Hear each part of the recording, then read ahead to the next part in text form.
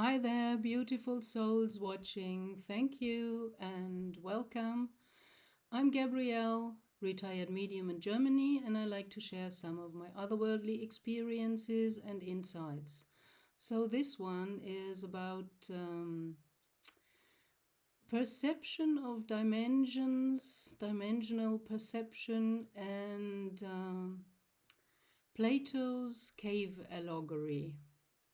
So, I invite you to make a little thought experiment with me to understand better about dimensions and what we can perceive from other dimensions.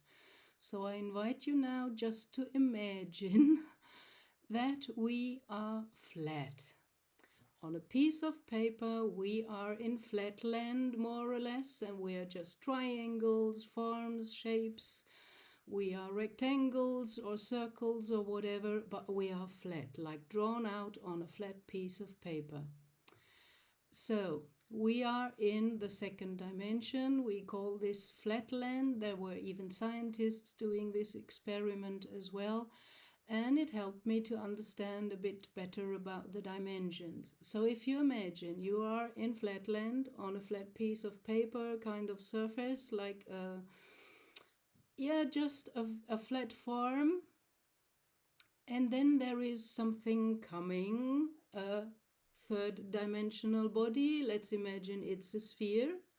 And the sphere is coming and touching the second dimension. So what would the people in the second dimension perceive from this third dimensional object that's coming to touch the second dimension? And it is third dimensional. So it's a sphere. It's got length, width, and height. And we pretend we are two-dimensional and have an only length and width. So we would only perceive as two-dimensional beings if it touches the surface of the second dimension. This sphere would only create a dot, a dark dot or a shadow. And if it even passes through the second dimension that we pretend to be in as flatlanders, so we might perceive a circle or a spot or whatever, and we don't really know what that is. So we can apply that to our third dimensional perception of this world. Whenever something from the fourth dimension is coming, we're only seeing a part of it, because the fourth dimension, of course, is more extended than the third. Like the third is more extended in point of height or depth, as to the two-dimensional beings only knowing width and length.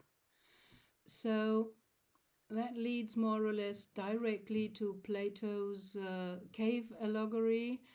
That really touched me, because I read it and I knew about it, but I never pondered on it. And when I pondered on it the first time, it was really a pivotal moment for me to understand that we don't get the right impression. So we have to train our kind of clairvoyant senses, our psychic senses, to get more information of this shadow, this dot or whatever that appears to us in the third dimension, and we don't really know what it is. So Plato's cave allegory, what a difficult word, sorry, is going like that, He says humanity is sitting in a cave, and they are looking at the back wall of the cave, and the entrance is in their back, and they're not able to turn around. They're kind of fixed with chains or whatever. You can imagine whatever fixes them to look straight to the back wall of the cave. And in between them, their back, and the entrance of the cave, and outside, there is a big fire, and there are people carrying around items and things, and humanity in the cave is only seeing the shadows of these items that other people are carrying around outside the cave. And because of the light of the fire, it projects some kind of shadowy image to the back wall. So they might see some kind of giants because the shadows always look bigger and taller, shadows of people made by some firelight. And also the items, you can't find out what really is the item, what is the thing they are carrying around.